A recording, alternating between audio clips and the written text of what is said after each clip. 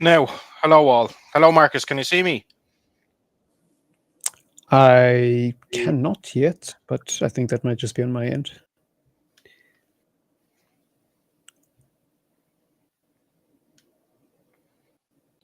No. Oh, there we go. Apologies all. It was my first time doing it, so I was a bit hesitant at first. We have Marcus with us tonight, and also Reece is due to join us. Apparently, he just hasn't been around as of yet. Like I'd said, forgive me. This is only the second time I've hosted, but yeah, we'll get there. Anyway, Marcus, how's things? How are you? I'm all right. I'm okay. Looking forward to another weekend of football. Hope you're good too, and everybody in chat. Yeah. Everything has been fine. It's been a relatively busy day with work and everything else. But looking forward. Well, when I mean looking forward to the weekend, I'm looking forward to the game tomorrow. Albeit I'll have to watch in work, but it's one of them things, unfortunately, that we just have to deal with. Half-five kickoff in Selhurst Park. Never an easy place to go to. So it seems. But yeah, hopefully we can kick on from that performance the other night. I've heard a lot of people saying, oh, sure, it's only, playing against minnows, etc. But it's the team you play in front of you, unfortunately, or fortunately, should we say, we got the win. So, yeah. Um. So yeah. Um. Anyway, how did you find Manuel Ugarte going on the other night? Yeah, Ugarte, it's an interesting one with him because I think that he will be a very useful player for us, but I don't think he's going to solve that much for our midfield. It's kind of one of those signings where I always said if we only signed him, I was going to be a little bit underwhelmed, and we didn't end up signing another midfielder. So I'm not gonna, suddenly change my opinion because he's here. I am a little bit underwhelmed by Manuel Ugarte, and I thought his performance of the night, it's not really anything too different from what I expected. So I still think he should start, obviously. I'm not saying he's a bad player or anything. I am saying though that I'm just cautiously, you know, optimistic about him. I'm kind of trying to temper my expectations for him because the performance against Barnsley is obviously not really going to tell us much about how he's going to fare in the Premier League. Much tougher opposition, different set of circumstances. So, yeah, it's very difficult to judge a player in their first game, especially when their first game is against a team that we should be beating anyways. And do you think you were underwhelmed from his performance during the night as a whole, or obviously the minutes that he had against Southampton as well, or just him in general? What's your narrative around such? I think he should start. I think he's, like I said, I think he'll be a very useful player for us, mainly because I don't think we have what he offers in abundance, right? That tenacity, the ability to break up play, the ability to win the ball. It's something that we desperately need in our midfield. Besides, someone like Mason Mount, who I don't rate Mount personally, but one thing I do agree with a lot when people talk about Mount is the fact that he does make us a better pressing team because of just how tenacious he is and how he is good at breaking up the play much further up the field. We don't really have somebody who can do that in the deep areas in front of the back four. And I feel like Manuel Ugarte is going to help. I mean, Casemiro can do it, but he doesn't have the legs to do it as efficiently as he used to when he was much younger. So I just feel like Ugarte will be a huge help in that regard. The only thing with Ugarte is how he'll fare on the ball. If we play a double pivot with him and Casemiro, or maybe him and Mainu, it's like, great, we're getting this presence off the ball, but on the ball, we still have the same issues that we've had with Casemiro. So I don't know if it's going to be too much different, especially if Eric Ten Hag persists with, the sort of shape and system he's been playing last season. I don't really expect too much to change in that regard. I don't think Ugarte comes into the team and suddenly we just stop leaking goals and stop leaking opportunities. I think it has to be a better performance from the people around him as well. But I think he should start. Yeah. So just again, like touching back on his performance during the night, do you think like him and Casemiro, obviously two South American footballers, relatively tenacious players within their own regard and their own right, albeit one Yeah. has time on their side versus age. Do you think they boded well during the night? I know obviously we are playing against a League One side, but again, look at touch on it previously. You play who you are Yeah. facing in front of you, and ultimately, like we didn't have heartburn. This seems to be the narrative around Manchester United fans at the moment. It's like heartburn going into games.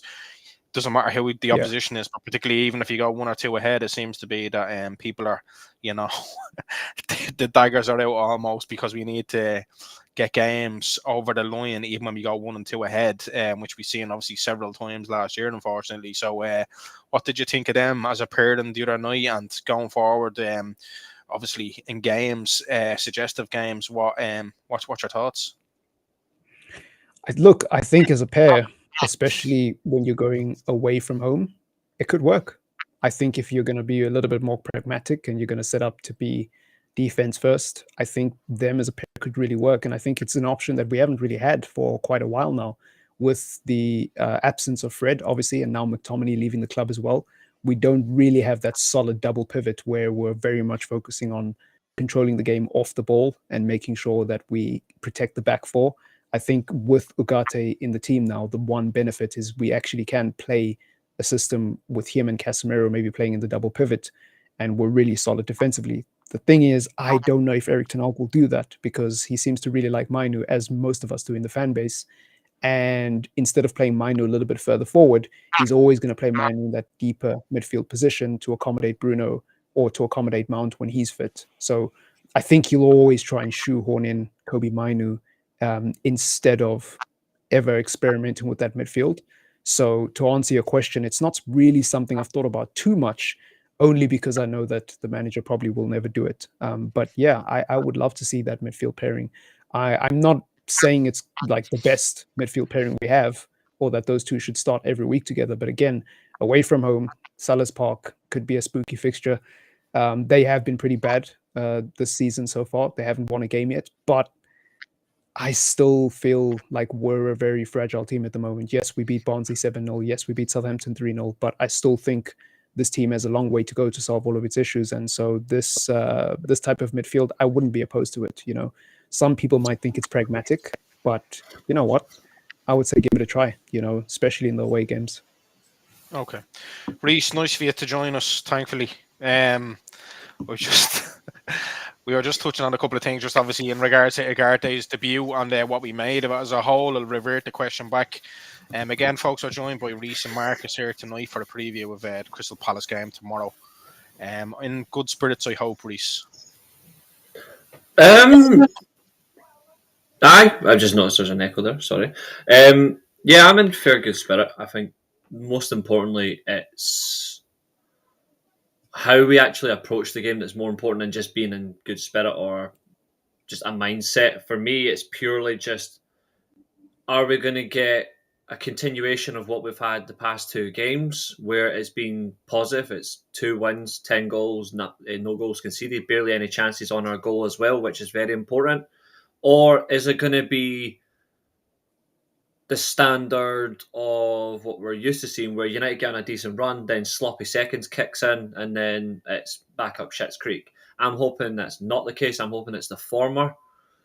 But when you look at it, I think we've got a decent game coming at the weekend. But it's Palace, so like there needs to be a element of not fanning about and actually control the game. Like I said it last time I was on this channel, that there seems to be a weird fear factor, but there shouldn't be. Like, of all teams, United shouldn't be afraid of. Like, there's no reason to be afraid of Crystal Palace. Like, it's genuinely embarrassing, but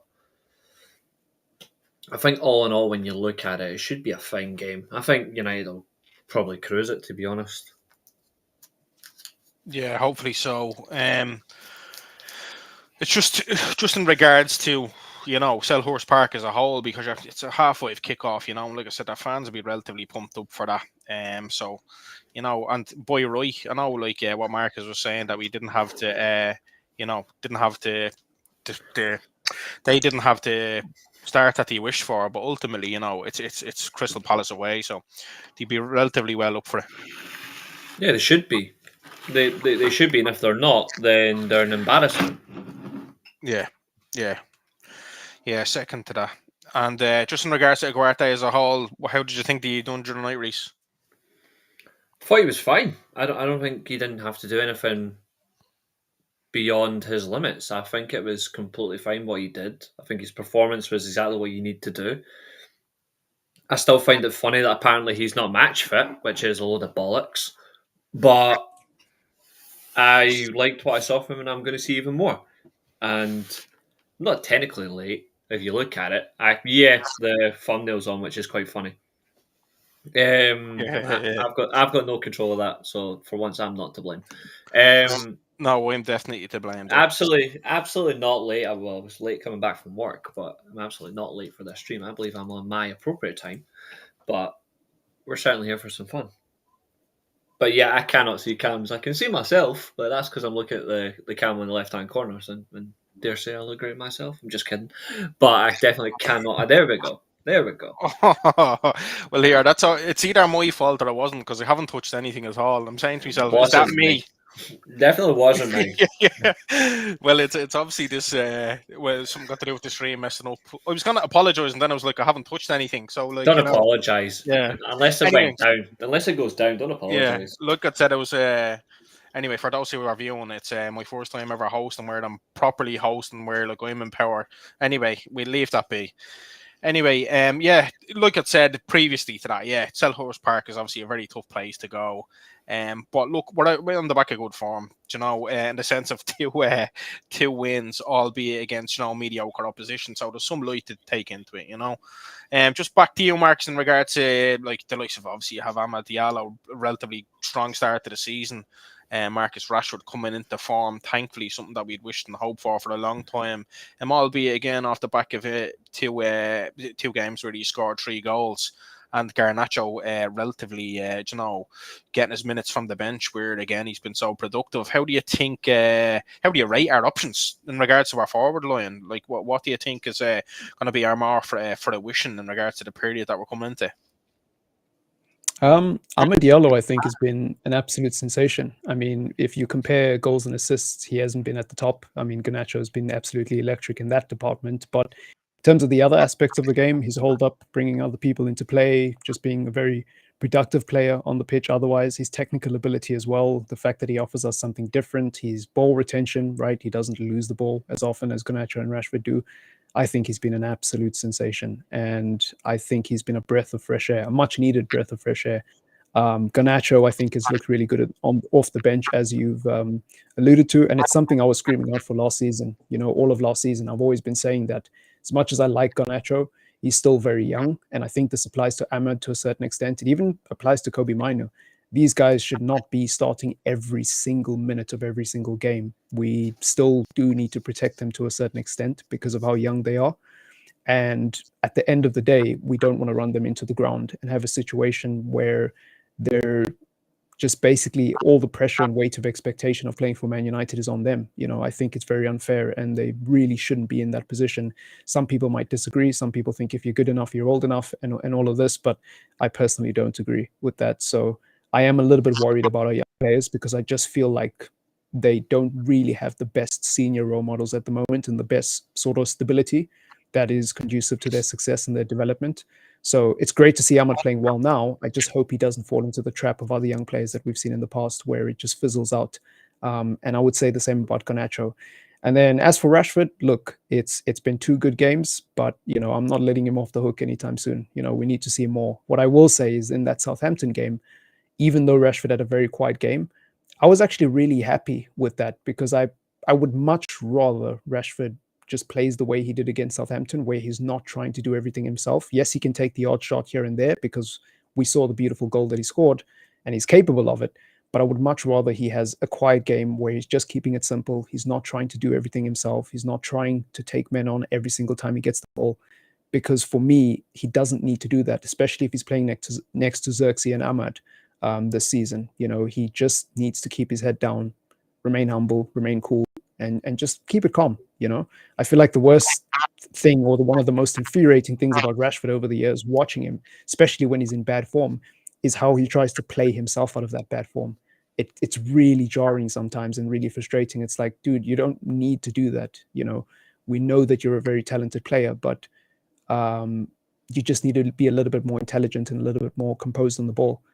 It would serve him so much, I feel, and hopefully we see more of that this season. I don't really care about the goals. I know that Rashford is capable of scoring goals in patches. For me, it's about his decision making, his composure, his ability to retain the ball when we're 2-0 up and we don't need to be giving away the ball, and we just need to pressure the opposition and see the game out. That's what I'm really concerned about. And against Southampton, again, he wasn't great by any means, but I was like, you know what? I wish he did this more often. Games where I'm not really noticing him, because that means he's not making any silly decisions or running himself into blind alleys. If I'm not yelling at my TV, then that means Rashford's having a decent game, as far as I'm concerned. Yeah, I think like the bulk, the large bulk of Manchester United fans obviously have been critical of Marcus Rashford, and again, I suppose judge him at your own peril, but he's one of them players who can pop up at pivotal points of the game, particularly obviously what we've seen before, and again, I suppose the frustrations lie with the missed chances, and again, I just touched on the Brighton game. He's taking players on down the line. I don't know if it's a tactical kind of nuance thing or whatever it was, but then he'd stop.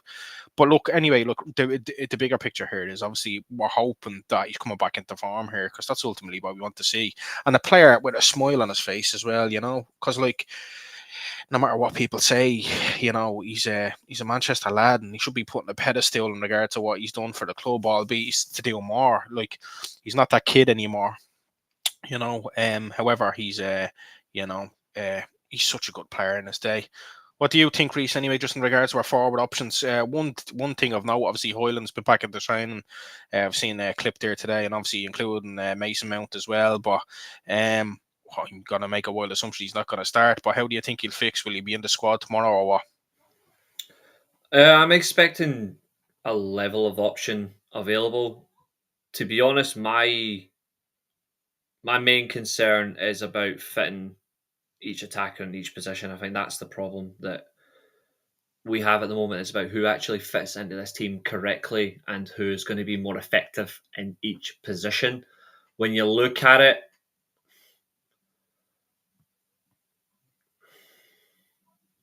I agree about the comments stating about the younger players, and to be fair, at times I agree with the statement about if you're old, if you're good enough, you're old enough, or if they need to play themselves into form, or if it's about their levels of maturity.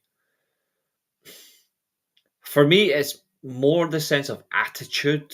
Like, for me, the biggest stake to claim to getting into a starting position is attitude. If you don't have a good attitude, you're in the wrong position. You're in the wrong profession.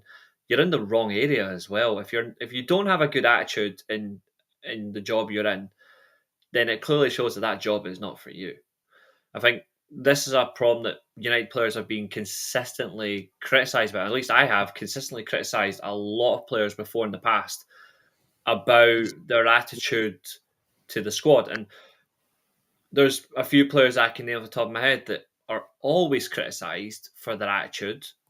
One of them, immediately I'm going to say, is Paul Pogba.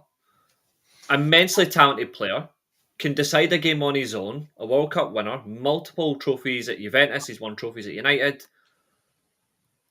But you see why he was always criticised over his attitude, because there's times where it was just non-existent and he was fade into space. And a player like that, you don't want to fade into space because he's got surreal talent and an amazing ability that can just take a team on.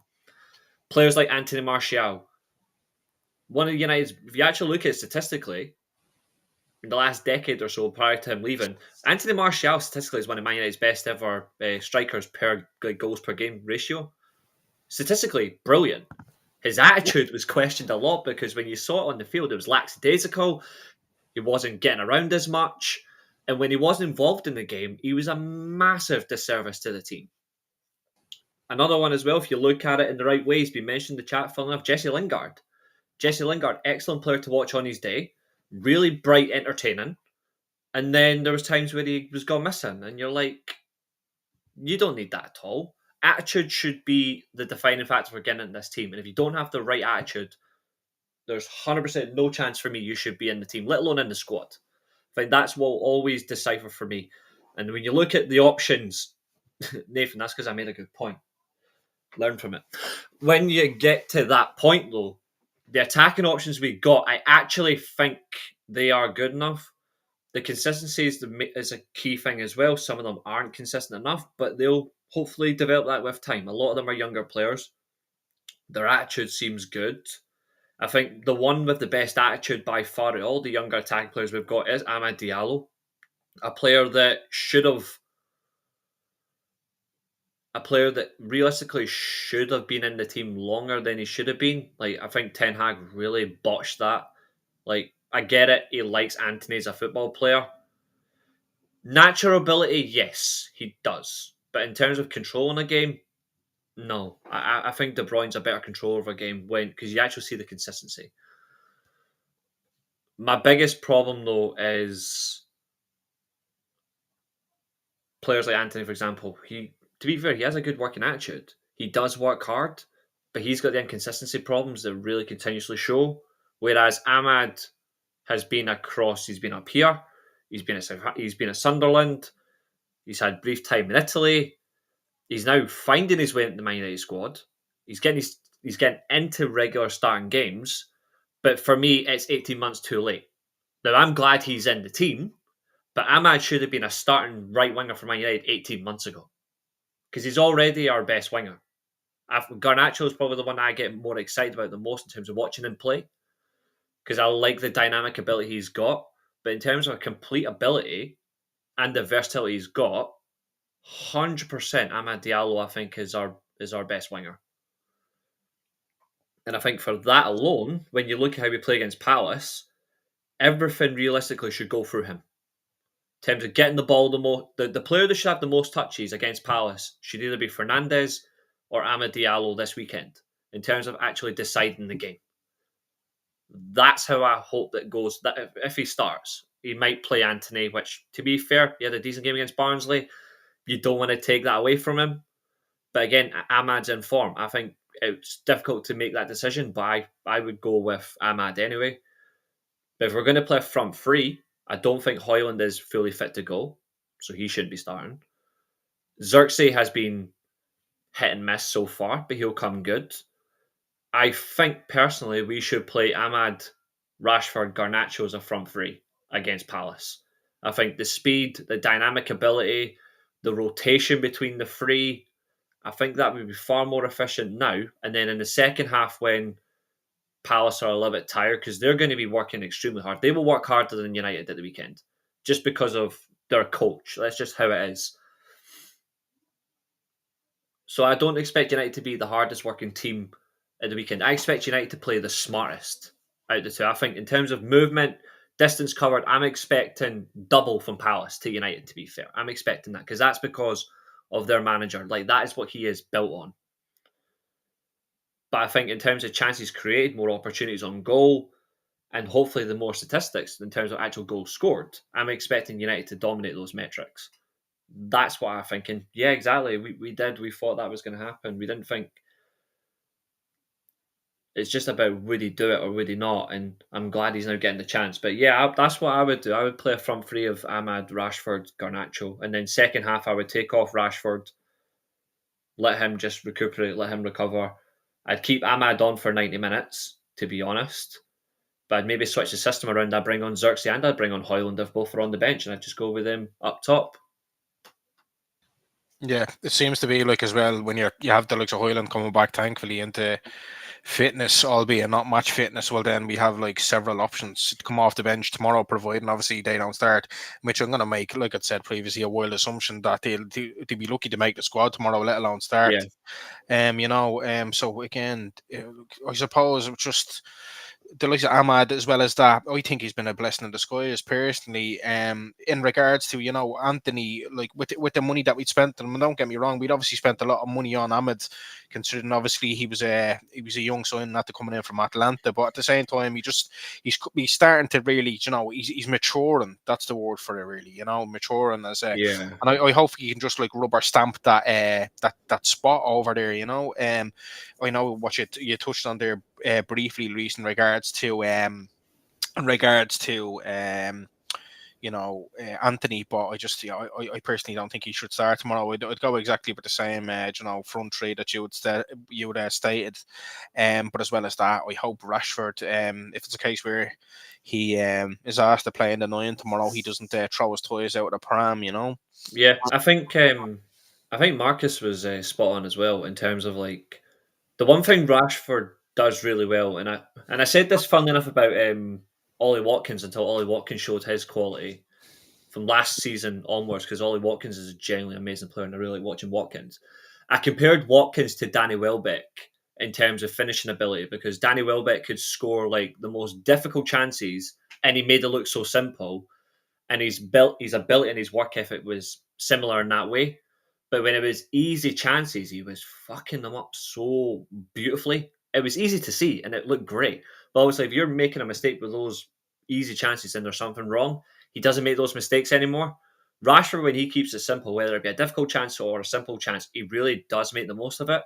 But when he overdoes it and overthinks, he becomes so ineffective that I go back to the Martial point, and it can be as well, if you think about it for Rashford. Rashford does play really well when he has the attitude and the application. But when he tries so hard, his attitude is a little bit different. It's almost as if he's trying to over-impress and over-please when he doesn't need to. If he just does everything simple, does everything he needs to do at the right level for him, he's fine. Like we don't. Like, I'm not demanding him overnight to become an absolute 5 times the better player that he already is. I'm not asking for that. I'm just all I'm asking for him, one, never to play left wing again, but striker wise, if he's playing in that central role, for example, just keep it bloody simple. Because when he does, because I saw like for me, I think when he does it simple, he's deadly. When he overdoes it, that's when he's a problem. And I think there's so much ability there for him as a striker than a left winger. Like I've advocated for a long time, I'd rather see him through the middle than on the left wing. I prefer Garnacho on the left wing, to be honest. And Garnacho obviously prefers to start as well, versus the level of minutes he's been getting lately. I know obviously he started the other night. Sorry, Marcus, you were going to come in there. Sorry, buddy. Yeah, no, I was just going to say, I don't know about Rashford playing through the middle. That's an interesting point, but I will say that I think Rashford is an instinct player. If you put him in situations where he doesn't have to think and what he has to do is pretty obvious, he's great. Yeah. That's why I think when we're playing on the counter against maybe one of the big 6 teams and all he has to do is run into space, receive the ball, maybe beat one person and then get a one-on-one, Rashford is sensational in those situations. It's against teams that play a low block when he's low in confidence. He's been having a difficult season, and now he feels like he's the guy who has to break things down and unlock the team. And it's like, no, you have teammates, bro. You don't need to put all that weight of expectation on yourself. And the frustrating thing about Rashford is, like Reece is saying, I think a lot of Manchester United fans are starting to wake up to the fact that he's never going to be this player who is on the level of Mbappe or Vinny or all these other top wingers consistently. And we're not asking him to be that anymore. We're just asking him to be a useful player. We don't need you to give us 9 out of 10s. Just give us 7 out of 10 every week. Give us 7 out of 10. You can give us the occasional 8, the occasional 9, but just please, at a bare minimum, be consistent. I think would be a lot better, and I think that would change a lot of opinions about Rashford if he was able to do that. That game against Southampton, I know it might be strange for some people who are listening, but I genuinely think it was a good example of what Rashford is capable of if he just keeps things simple. Forget the goal. Just, even though he wasn't that involved in the game, the few times he was involved, he just kept it simple. He either played it on the overlap, recycled possession, or just didn't do anything fancy. That's why we like Ahmed, because he keeps it simple, because he doesn't really do things unless he has to. And then he has the ability to dribble and beat people if he wants to. He has the ability to do something special.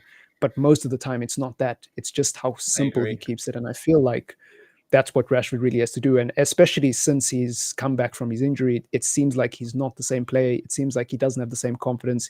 He's not enjoying the game as much. He doesn't smile as much. So just go back to basics. And then when you're feeling confident again, maybe you can start to try that stuff.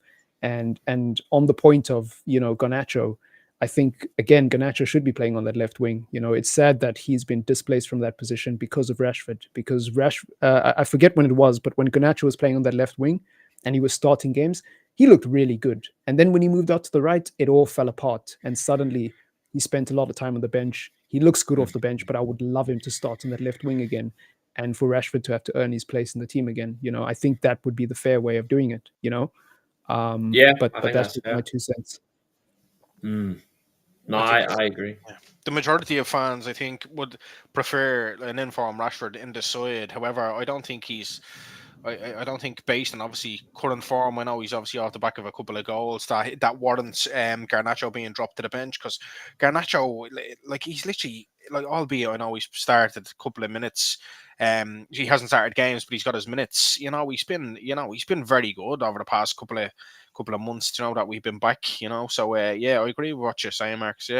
Yeah, just obviously to go down and touch on that question there, I'll start with you, Marcus, and then I'll come to Reece, just in regards to panel's favorite player from obviously 3 decades or 4 decades, should I say. Oh, that's easy for me. That's so easy. Marcus, you go ahead first. Anyone popping out? Okay, so 90s is a little bit too far for me, but 2000s, I think it would have to be Ronaldo and Scholes. It's hard to pick between those two, but Ronaldo's definitely got to be there. 10s, it would definitely be Wayne Rooney. That's a player that I grew up really. I wouldn't go as far as saying idolizing, but definitely was one of my favorites in that period.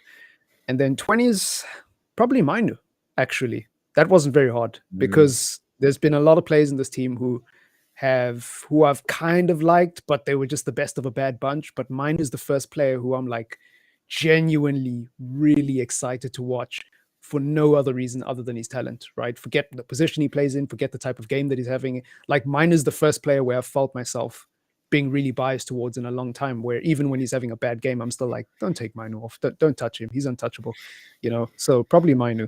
But yeah, this was a lot harder than I thought it would be. Because it's basically off the cuff. There's obviously players that you would have adored where you're like, God, you know what? Maybe I left them out. Obviously, you can't displace the likes of Ronaldo. But anyway, Reece, yourself, what's the story? Are you young enough from a 90s perspective, or Beckham, Ronaldo, Rooney, Fernandes? Class. We have to, I'm going to be biased in regard to the 90s. I have to obviously say Roy Keane. I was born in 1990, so I still remember obviously that Champions League spell 98, 99, thankfully. In regards to 2000s, albeit, you have your Ronaldos, but I absolutely adored Ruud van Nistelrooy when I was a kid. And then obviously in the 10s, you can't displace Wayne Rooney. Absolutely unreal. And again, Marcus, I would agree with you in regards to Kobbie Mainoo. He's one of them players where I just love watching, and I just know, actually, considering where he's coming from in regards to like an academy graduate, and I just remember seeing so much stuff online, and obviously he got injured against Arsenal, and the whole fan base was devastated because we said to ourselves, oh, this is the part where he's going to obviously go and touch on, and thankfully he was brought into the squad. So yeah, thankfully, obviously, yeah. To be fair, if I picked 3 from each decade, that's just as easy. Cantona, Beckham, Stam, Rooney, Ronaldo, Scholes. 10s, actually, I'll put Rooney into 2000s if we're doing it based on 3. If it's 10s, it's Carrick, Zlatan, and Van Persie. The 20s is Fernandes, Mainoo, and Lisandro Martinez. I think I can do 3 as well then, because for me, and you know what hurts me is that 2 of the players on this list actually turned out to be bad eggs, and anyways, I'll just give them. So from the 2000s, it'll be Rooney, obviously, and then I actually really liked Tevez before he went to City. I know he's a snake now. We're not supposed to like him. I left him out purely for that reason. Yeah, exactly. And there's another one that I'm going to add to this list later. So it's Tevez, Rooney, and Ronaldo from the 2000s. From the 10s, if I'm going with that, a player I was really excited when we signed was Di Maria. Again, he turned out to be a bad egg. Yeah. Varane, I was really happy about when we signed him. That felt like a dream come true. He was my second favorite defender in world football at the time. And I couldn't believe it. It felt like the club had listened to an open letter from me and literally signed a player that I'd wanted, that I never imagined would even play for United. So Varane, definitely. And then because I put Rooney in the 2000s, I'd have to pick someone else. Probably Schweinsteiger. I was also really excited when we signed Yeah. him, and I was gutted that he never really got a run in the team. He was genuinely one of my favorite signings. I was so excited when we signed him. Leaving him out. Yeah, It's hard leaving him for my yeah, choice because I'm a Schweinsteiger fan, but there was just other players around that period yeah, that just yeah, really did a lot more, and it was because they were given the chances. But yeah. Schweinsteiger's And just then like a universally adored player. yeah, And let he alone was that seems to fantastic. be like he absolutely, like, every time we have a big game, etc., he'll share it something on Twitter or X, whatever you Yeah, want to call it, and he'd be Yeah. like, so he actually really, you can see that he adores the club, which is yeah, beautiful in its own regard, considering he hadn't been there too long, and it seemed a bit torturous based on the interview that he'd given to Gary Neville, wasn't it, at that time? So yeah. Yeah. Moving on, Marcus, I'll give you this one just in regards to Adam Wharton and Eze. Obviously, we've been linked with them previously. Adam Wharton, obviously, very, very good player. Let yeah. alone Eze, obviously, in which I've briefly touched on. How highly do we rate them? Obviously, Wharton being the younger one, Eze is a bit more gone in the years, albeit still a young footballer. What do you think is them as players? And ultimately, in regards to Crystal Palace tomorrow, is Eze obviously the main threat, or who else do you see potentially having more stab or our defense as per se? I think Wharton is a really bright talent. I haven't seen enough of him to profess to know everything about him. So I think he's a bright young talent, but I don't really know much about him to comment too much. I think I know a little bit more about Eze, and he's a player that I would love to see at Old Trafford. So he's a player rated quite highly, and I think he'll be a threat. But I think Mateta as well is someone that a lot of people are sleeping on because he scored 2 goals, I believe, in their last game. Hasn't really scored in the Premier League. I'm not sure if he scored in their AFL Cup games because I didn't even bother to check. But I think Mateta is another player that we've got to keep an eye on. Obviously, they've got Gay in the defense as well, who I think is a sensational defender. Watched him mainly for England recently, and he looked really good. So he's a player that I rate quite highly as well. Crystal Palace have got some gems, despite the fact that they've really struggled this season. They've got some gems in every region of the pitch: defense, midfield, attack. They've got players in every one of those regions that I would take, actually, between Gay, Eze, Mateta, and even Wharton to a certain degree. So it's one of those games where I think it could be very spooky for us. Away from home. I don't know. I think, but those are the 2 players that I would be keeping an eye on. As far as their attack is concerned, Mateta and Eze, I think both could give us a lot of trouble. And but I have faith in our defense to keep it quiet. It's just a question of the midfield. If we will see us get completely run over again, or if Eric Ten Hag will actually set us up to be a little bit more pragmatic. And if he's going to go with Ugarte, is he going to go with Casemiro? Is he going to go with both? I don't know. It all depends on that, really. If Casemiro and Ugarte were to start, which I don't think is going to happen, then we could keep them quiet, and I wouldn't be too worried about any players Crystal Palace have, really. But if we play our usual midfield, then it could be a long day. It could be a long day. They could run through us. Okay, Reece, what do you think in regards to tomorrow? Just like I said, the same question, really. We were obviously linked to them 2 players, particularly Wharton in the summer prior to obviously the Ugarte signing. Have you seen enough of them to make a general consensus of type of players they are? I know, like, obviously Premier League is obviously streamcast across the world, but considering the 2 of them are English and obviously doing relatively well at their clubs, we're obviously going to be, it's got to coincide with Manchester United's new signing. What do you think of them players, number 1 and number 2? Would you bring them into a Manchester United fold come a couple of transfer market, should I say?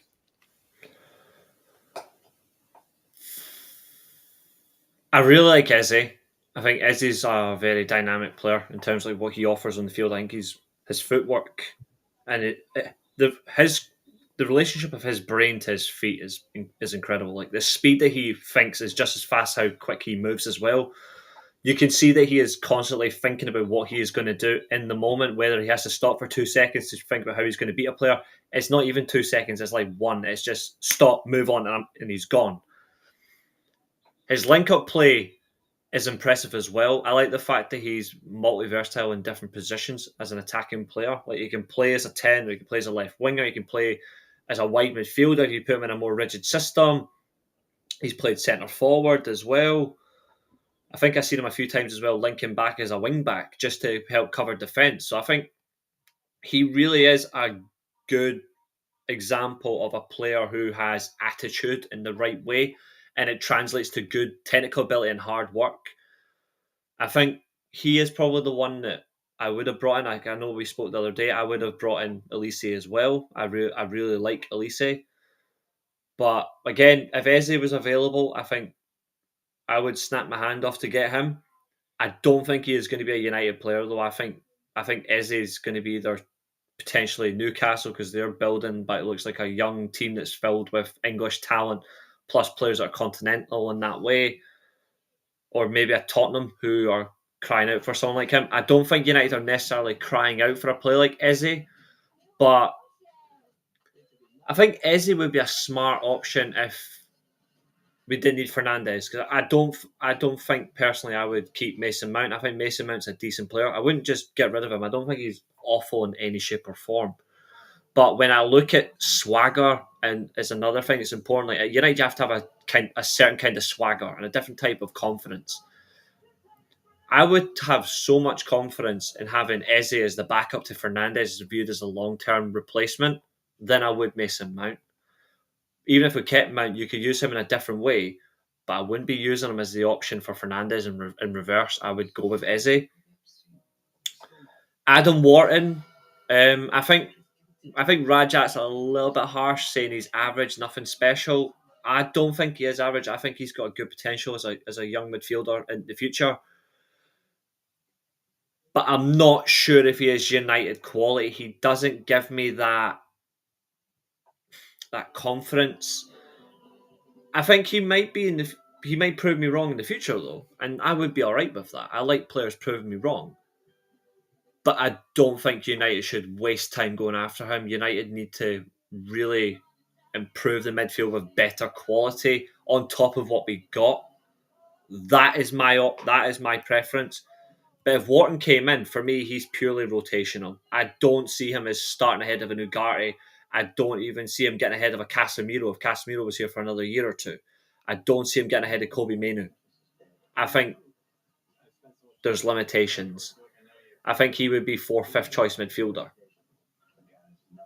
Not that that's a bad thing either. I don't think that's a bad thing, but I don't think he's the player that United should look at. If you want to improve a midfield, he isn't even in my top 20.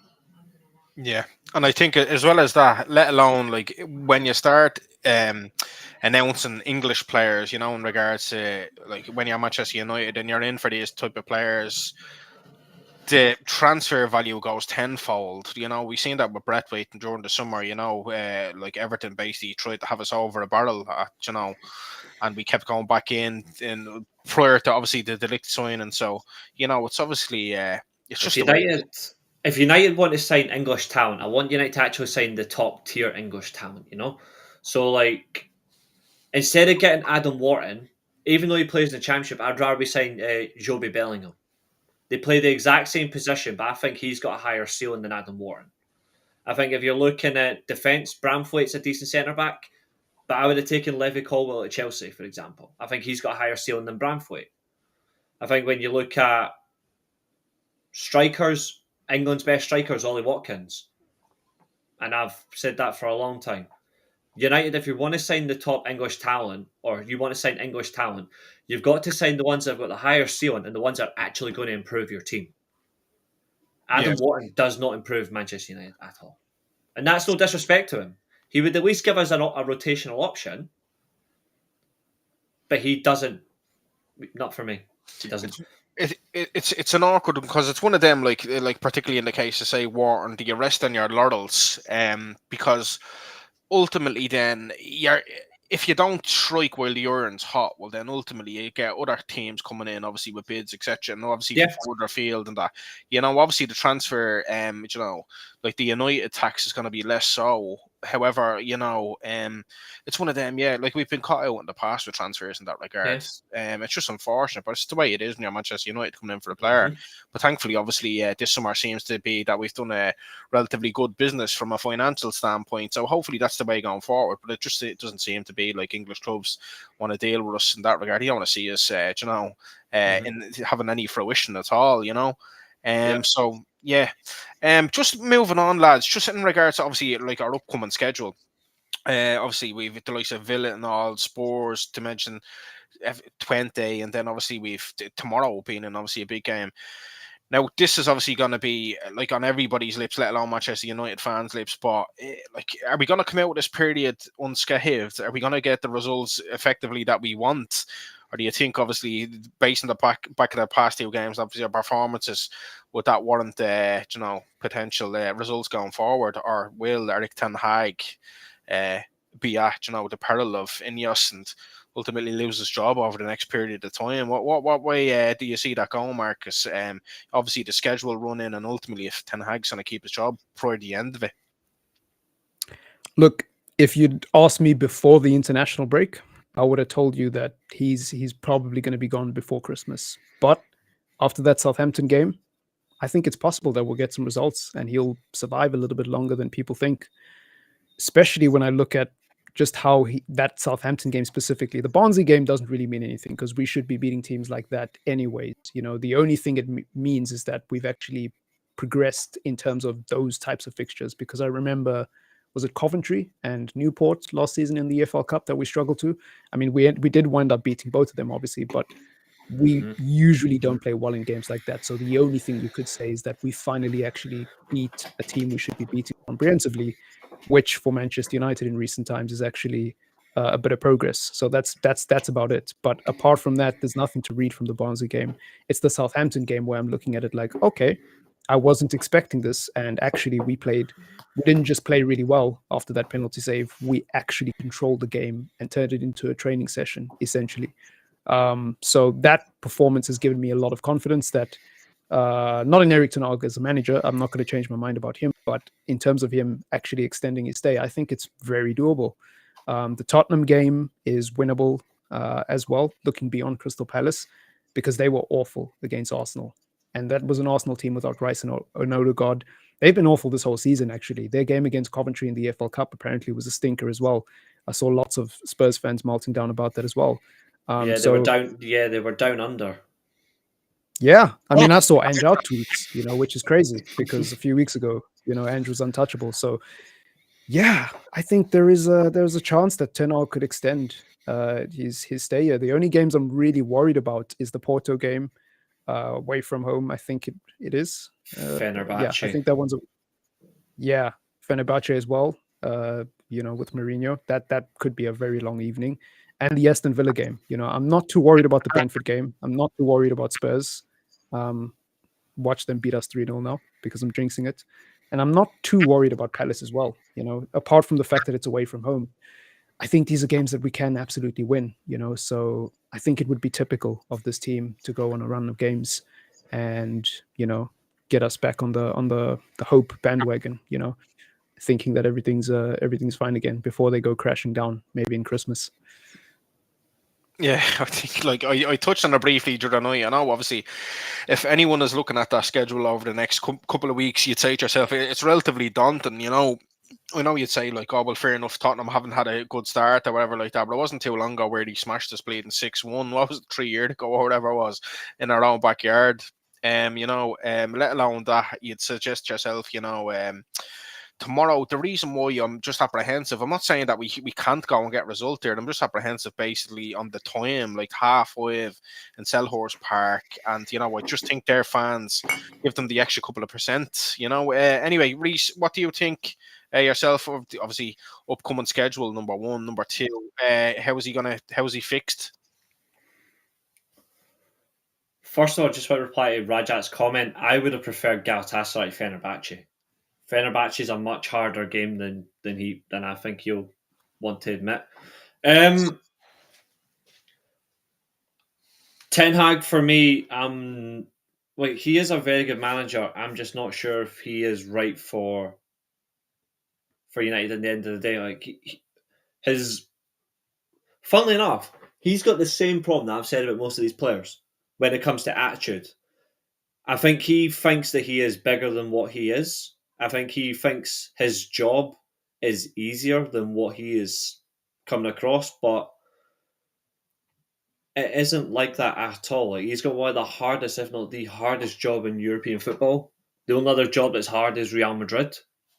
I think when you look at it, he needs to translate his attitude to the players a whole lot better. I get it. There's a particular notion around the Dutch where they are like not entirely stubborn, but it's their way, how they feel. Like they are very straight to the point. They're very blunt, but not all of them. And I think Ten Hag, in a way, he is blunt, but he is trying to be a little bit more expressive. I think the problem is he does it at the wrong times, and some of his comments comes away where it doesn't go in his favour. But in terms of a tactical manager, he is one of the best you can get. You just need to see. You can jump in that in just a second, dude, absolutely. When you see the elements of him as a manager, he really can show his tactical nous. He just has to display it more. He needs to get the players to actually. Not all of them will buy in, but I'm pretty sure most of them will buy in that way. He just needs to get them all to buy in. If he does that, he will stay longer.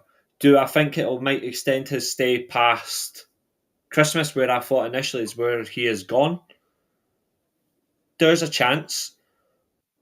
But he needs to stop this team from just being a cup team. He really needs to start getting this more into an all-round every competition, because he seems to thrive in the cup games, but the league games, he's so hot and cold. That's dangerous for a United manager. A United manager should be trying to do the absolute best they can in all competitions, aiming to win everything that's available, and actually make a statement of it.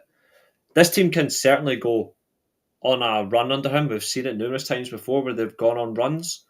It's just the attitude. And Marcus said there on about, we think they can go and win these games. These players and Ten Hag as a whole should be going into every single training session, then every single match day thinking, we're just going to absolutely beat these clowns, and we're going to smack them off the field, and we're going to win. It doesn't have to be 5-6-0 every single game, but there's nothing stopping these players from winning 2 or 3-0 near enough every single week, or getting a 1-0 win, but it's actually a dominant win. We just can't finish. You know what I mean? Like, there's nothing stopping them. It's just attitude, application, and a willingness to actually do the bare minimum. A lot of them don't do it. Before Marcus comes to the point, I'll just quickly answer. I wouldn't mind Ruud being the manager. The problem with Ruud being the manager, though, is he would have the same issues that Solskjaer had before. And I feel like that isn't a fair thing to judge him on, because they've both won trophies elsewhere. But we've seen it before where legends come into a role, they were at a club before, and it goes horribly wrong, and then the fan base turns on them. I would hate to see fans turn on Ruud.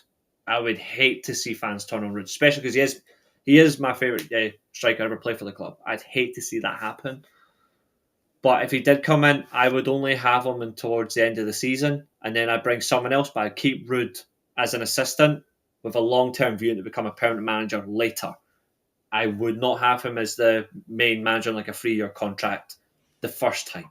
That's my opinion. Marcus, go ahead there. What do you think in regards to Ruud being our penultimate manager? If it's a case where Erik ten Hag goes to get his P45 over the next couple of months. Yeah, I mean, it's almost as if you read my mind with that answer, because I was going to say almost exactly the same thing. I think Ruud as an interim is, if Erik ten Hag was to be sacked, it's a big if, is an excellent idea. I wouldn't want him to become permanent manager right now, just because I think he hasn't had enough managerial experience at the top level.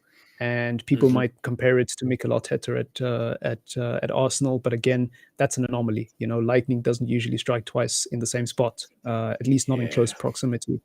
Anyways, so I wouldn't be using that as an argument or taking anyone seriously who tries to make that argument. At the end of the day, that's just very, very unlikely that Ruud is this next great manager, you know, who's ready right now. You know, maybe in the future, at some point, he could be that guy. I don't think he's quite there yet. But as an interim, oh yeah, run it. Ruud till the end of the season. I would happily be on that bandwagon, because guess what? As an interim, you don't really have a lot of expectations anyways. Usually, in best case scenario, people are expecting you to steady the ship. Worst case scenario, we can just say, well, what would we expect as an interim anyways, you know? So there really is no downside to it. The only downside really is that it might affect his chances of getting the job in the future if he does really poorly. If that, you know? So I don't really see any downside. I think getting a new manager in is going to be difficult mid-season anyways. You know, the manager market isn't exactly great at the moment. I mean, Bayern have gone for Company, who got relegated. Chelsea have gone for Maresca. There's a lot of big clubs who are going for these up-and-coming managers as opposed to the proven managers out there already. And yeah, Yeah, it just seems like a difficult market. I think only Barcelona really have signed like a top manager with a good reputation, and so far that's going really well for them. Yeah. But apart from them, I can't really think of too many big clubs that have signed a well-established, well-recognized manager. Even Roma, the manager they signed, I actually didn't recognize. So it's interesting. It's an interesting time to be a manager in world football at the elite That level was at the just a moment. club legend for them. Like De Yeah. Rossi was just a Yeah, club legend. He had no managerial experience at all, and now he's been sacked. exactly. And Yeah, when you look at the managers that are available from there, like Terzic is available, he's favourite for the Milan job if Fonseca gets absolutely pumped at the weekend. When you look yeah. at it in general, like there's an element to who you would want. I think the problem is, and this is an element of football that's gone wrong these days, is all these football clubs at the top level are obsessed by one manager, and that's Pep Guardiola. They're obsessed with his style of play, and that's wrong. Like that's the biggest problem is if you're obsessed with one manager, you can't even develop yourself as a club because you're just thinking, oh, we just want to play like him. Well, no, you want to actually see some enjoyment instead of the same thing over and over again. That's my problem. That's why I would avoid something like that. Like I would still have a manager like Enrique over Pep because it might have similar fundamentals, but there's so much more different. There's a lot more emphasis on speed and enjoyment and a variety of play instead of robot A passes to robot B. Here comes C-3PO and sit in defensive midfield. He passes up to R2D2 and he passes it to Vader, who won't lose a limb, but he probably will score. Like I like a variety. I just don't want it to be over and over stuck to one method. I don't mind if a manager has a philosophy and they stick to it, and that's fine by me. But I don't want every single football club to become obsessed by one way of play because then that takes enjoyment of football. Like there should always be a different way of play for every club, not just the same style of play. So if you do, then football's gone already. It's very repetitive to watch as well, But as well as I think again to touch on a couple of points that you made previously, like Manchester United, like we said earlier on, like Eric Ten Hag, like what you said, Reece, he shouldn't be going out there as if like we're playing as if we're some kind of cup team. Realistically, we're Manchester United, and we should be at the forefront of all competitions which we're in. I can't get anyone's narrative around that. So Eric Ten Hag, if it's the case where that's his whole narrative around that, you wouldn't be in it, you shouldn't be in a job. I don't care what anyone says. We're like one of the biggest clubs in the world, second to Real Madrid maybe, and we're the biggest club in Britain. So the pull we have is absolutely unreal, and I think we as a fan group should deserve that bit of fruition anyway. Rude as a whole, again, I just wouldn't want to. It's like damage limitations. I wouldn't want to see him get discredited for being an absolute club legend. If it's a case where he came in even as an interim and he done well, like we seen that with Ollie, and then ultimately he went sour. Albeit his reputation wasn't tarnished. A lot of fans absolutely adore Ollie Solskjaer and wish they obviously should do, but yeah, it's just obviously it's a very tricky time because there's no market, like what you said, Marcus. There's no market at all for top class managers, and we were linked with a lot of managers over the summer, particularly obviously bleeding Gareth Southgate and Thomas Tuchel and people like that. But yeah, no, there's no way. Just moving on, lads. I'll come to you, Marcus, just in relation to this. The game tomorrow. What way do you think we'll go, and what way do you think we'll set up from a starting 11 standpoint? How do you feel? In terms of starting 11, before I give a score prediction, I think he will probably go with obviously Onana in goal. I think he'll go. I'm not sure if Mesraoui fit or not, but I think he'll go Mesraoui right back. I think he'll go with De Ligt and Martinez as well as Diego Dalot. And I think in the midfield, I'm actually not sure what he's going to do because if the comments about Ugarte not being fit, which I don't believe anyways, are coming from him, then I doubt we'll see Ugarte start. I think he'll go with Casemiro, Bruno, and Mainu as he's gone with so far, barring the Barnsley game. And then the front three is interesting because I actually think he will start Rashford, even though I feel like Garnacho should be starting. I think he will probably start Rashford through the middle and Ahmed on the right. And I don't think he'll start Xerxes. And That's not something I'd be really happy with, by the way. I personally think that even though Xerxes didn't start well against Southampton, he grew into the game, and his link up with Hamed was really, really good. And yes, he should be scoring because he is a number 9 and that is his primary job. But at the end of the day, I think he offers us so much more outside of that, so I'm willing to give him time to fix that part of his game and maybe get a bit of confidence and start actually scoring before I get too mad, because I feel like what he offers us is just so important in this team. We currently don't have it in abundance, which is the ball retention, the link up play, and all these other things. In terms of score predictions, I am going to go with a 2-0 United win. I think Crystal Palace have been awful, and they are a very fragile team. That's not to say that they can't beat us. Obviously, they've got some pretty dangerous players in Eze, in Mateta. Actually, that's about it, because Nketiah I don't really rate that highly. Watch him score now. Watch him score a brace against us. But I know I really think that we could actually do some damage against Crystal Palace if we're actually serious and we turn up the way we did against Southampton, barring the first 33 minutes.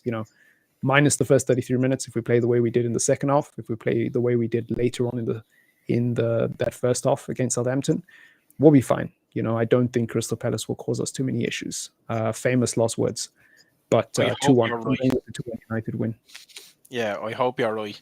Well, if it's a case where I know you touched on earlier on centre half Guihi, but like for such a young man, Jamie Vardy, to the opposite end of his age, give him the run around last weekend. So hopefully that's a sign of things to come tomorrow when we have players like Garnacho or Rashford, etc., running at him, depending. Anyway, Reece, what do you think yourself? Let's see. Starting 11.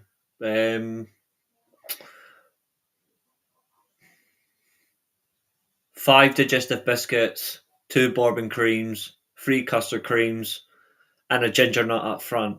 Onana, Matsraoui, Delit, Maguire, Martinez, Ugarte, Menu, Ahmad, Fernandez, Garnacho, Rashford. United win 3-0. That's optimistic, very optimistic, but I like it.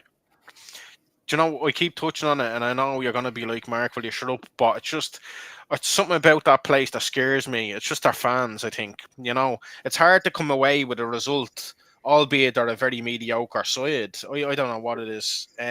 Maybe it's just my own personal thing with them. I don't know.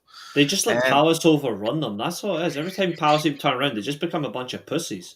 Yeah, Just stick Palace to the sword. Palace are, no offense, they're a nothing club. They've got some good players, but they're not. They shouldn't be. Every time United seem to play them, United just seem to just bat their eyelash to them and they just let them walk over them. I don't get it. So, nah. They're still obsessed with Wharton. I find it funny. I'm enjoying it. Keep it going. Keep it going. Keep it going. To see if he scores, it still won't change my opinion of him. Yeah, like he could score. He could score a 40-hour worldie, and it's not going to change my opinion on him. Yeah, but and his money will go up when we potentially come in and try to sign him this summer. Then they'll want 120. I would rather it gets to the summer, United move on Casemiro and Eriksen, for example, in the summer. They bring back Angel Gomez on a free, and they sign somebody else, and then shuts up the Wharton thing altogether. Yeah. Would you seriously have Angel Gomez back at the club? Like this is. I'd have him back tomorrow if he was a free tomorrow. Even though he's not, I would have him back tomorrow. Do you know? I don't know what it is, because obviously I don't really have much of an opinion. I obviously seen him when he was at Manchester United in regards to obviously the academy, etc. Albeit it was very limited in regards to first team appearances, but I just do not have an opinion on him. And now he's 25 and he seemed to leave the club such a long time ago. So maybe my opinion, like he's had to making his England debut at 25, and then all of a sudden we get these information that obviously his contract is due to expire in the summer, and now everyone is ranting and raving. So just the narrative around him, Marcus, do you know much about him? I know I don't mean to sound fickle-minded. Obviously everybody knows who he is and type of style of play, but why do you think people are literally at the end of the pedal in regards to wanting to sign the man again? Someone that obviously there was a lot of rumours going around at the time. Pogba-esque, he left the club based on finances in regards to wages that he wanted, etc. So, what is it to him? I think purely the simple that he just wanted there was obviously the conversation about he wanted a little bit more money, and to be fair, understandable. But again, it is a problem with football. Like money's always going to be a factor. But he also wanted to play. He didn't get enough of that. He's played in Portugal on loan. He's playing for Lille. He's been fantastic for them, to be fair, in their midfield. It's a couple of years overdue that he wasn't in that England team, to be honest, because he was England's best player in both games, an international break as well. Wasn't even like a blindside for me. Like, he was by far England's best player. And the fact as well that he's versatile in three separate central positions. He can play in that holding role, even though he's not a holding player. He can play as a box-to-box player. He can play as a 10. There's times as well where he plays as a left winger. He's got such a variety that I like. And the one thing I enjoy about the old-fashioned English fan that is absolutely hilarious is you've got to have a player who's big and strong. They've got to be able to handle the league. I'm like, this guy's a midget, but he's so strong in the tackle. And I'm like, this is the kind of guy that you want in your team. He's got fantastic technical ability. His vision's incredible. And he's got a phenomenal pass on him. And he can move. Like, not just says, oh, you need to have legs, but he can actually move. Like, it's like I said about Eze earlier on. His thought process and his legs are right there. He's got that in his locker to do it. He's been doing it regularly for the past couple of years. The fact that he's available on a free, jump at the chance, get him back in the summer. 100%, I would. Well, when did he actually leave the club again? He left when Solskjaer got the job. So like we're talking about 4-5 years ago. He left in the summer that Solskjaer got the job. Okay, Marcus, you're going to come in there, buddy. What are you going to say? Now I was going to say almost everything that Reece said is spot on about him, and I think honestly, like we're dying out for players who are good on the ball, man. So sign me up. I think he's a player that I was very upset when he left the first time around, and I just didn't understand why we let him go. Maybe there was some financial reasons, I don't know, about the stuff about him demanding more money, but I just think, we should have never let him go to begin with, and he's the type of player that we should have been, trying to get involved in the first team. He's a phenomenal talent, man. And again, maybe I'm a little bit biased, but I will not stop stressing this point enough. We need players who are better on the ball. We need technicians in the team, and he's one of those players that I just, my heart really ached when he left, because I was just like, man, why are we letting go of such a bright young talent? So I would love him to come back. I don't really see any downsides to bringing him back. Apart from Mainu, he's one of those midfielders that come through where I really thought he had a genuine chance of breaking through into the first team. So sign him up, bring him back, man, run it back. It would be absolutely hilarious as well if you look at United's midfield. If he was to return, and United's midfield is literally just £42 million worth of free players, plus Fernandes if you play a diamond, etc., or you switch them around. United's midfield would literally just be 42 million, because it'd be one free agent came back who already knew the club, one was promoted from within, and then one Zugari. It would just be funny. And then obviously Fernandes is there, but that's just like an insane exception. But the base of the midfield would just be 42 million. I would laugh, and it would still cook. Good business. Yeah, it would. But I would bring the fact that we can also agree a pre-contract with Angel Gomez as well, which is even better. Agree one in January, let him stay at Lille until the end of the summer, no big deal, and then bring him straight back and just get him straight into the team. Give me what I want. I'm actually channeling my inner Batista. Give me what I want. Without the muscle, obviously, and the tattoos, but give me what I want. And the bald head. So here's the one. I'll make sure I look out for him, obviously, over the next couple of months in regards. You'll generally enjoy it, honestly. You really like what you see. I never got around the narrative that obviously English players who are relatively small, who are technicians, they don't play. As in like they're just they're not put on a pedestal like say a Spanish player, etc. I remember I know none of us like him here. Well, obviously he's a supreme manager, should I say? But I remember maybe it was tongue in cheek, but Jack Wilshere when he played against Barcelona. when he was 19. Guardiola turned around after the game apparently and said, like, oh, well, like, we have so many Jack Wilshers in Spain at such a young age and such a good level. But, like, you know, again, like I said, tongue in cheek, but potentially, you know, he meant every word he'd said there, because, you know, they're just superior technically, and he obviously fits into that mold, but they don't seem to be given enough time in England. I think it's just people just expect English players to be one type of player, and I think it's so redundant. It's why they've won nothing for decades. You need to have something important in your squad, and I always say when you look at a player, like there's players who have come into this league that are small, not necessarily built, but they've exposed the league for just how incredible they are, and easily top of that list from an outside United perspective will always be David Silva.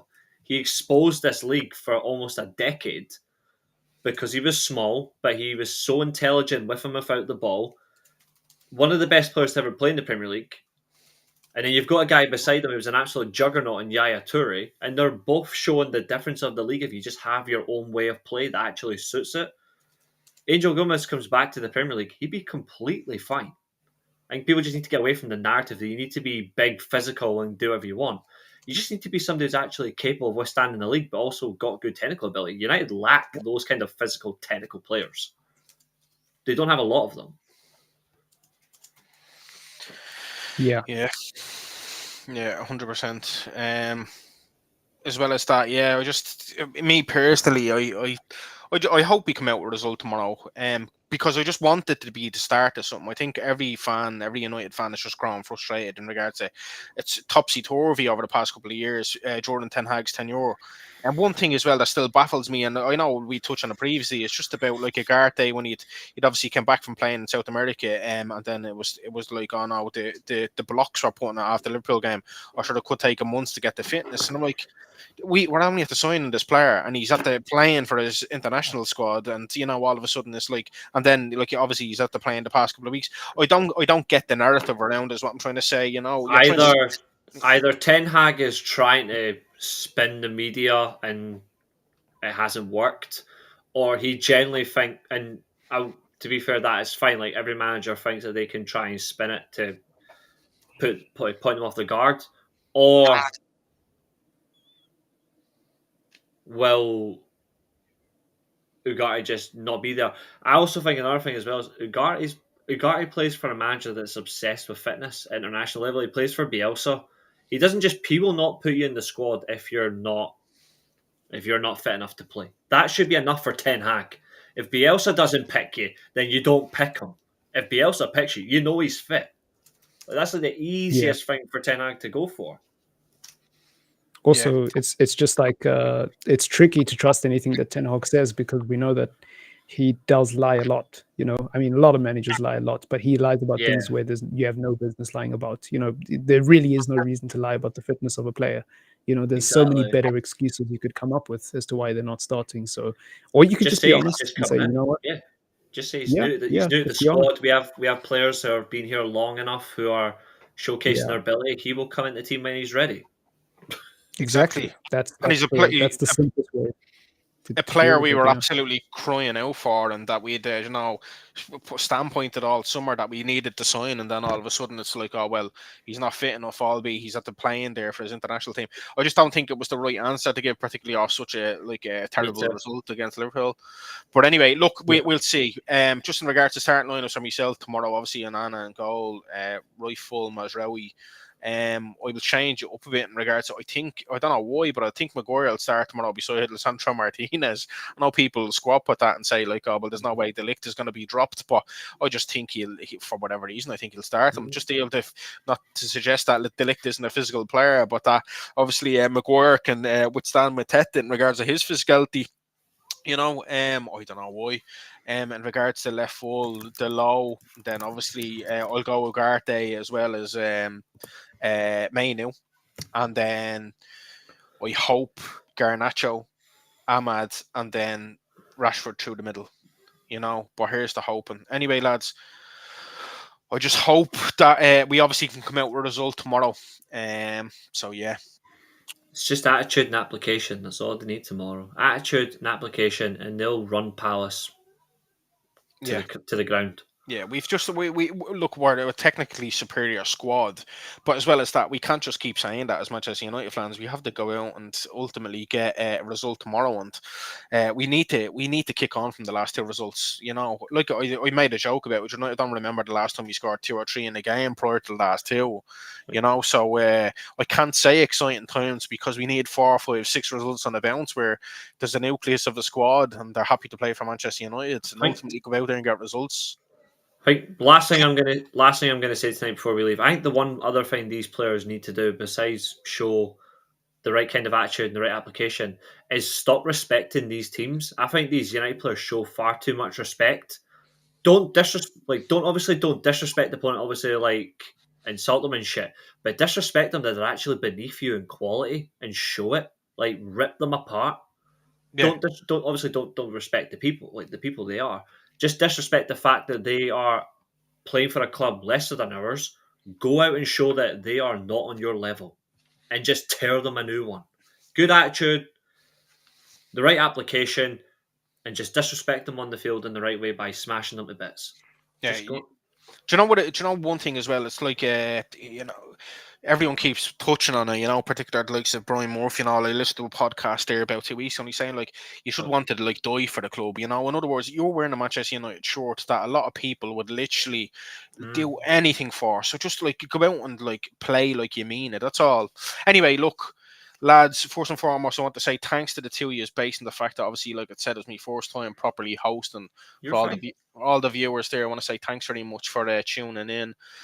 Hopefully give you some food for thought. By the time obviously we have a podcast tomorrow with a couple of the lads, hopefully it's at the back of 3 points and we can kick on then going into our game on Tuesday against FC20.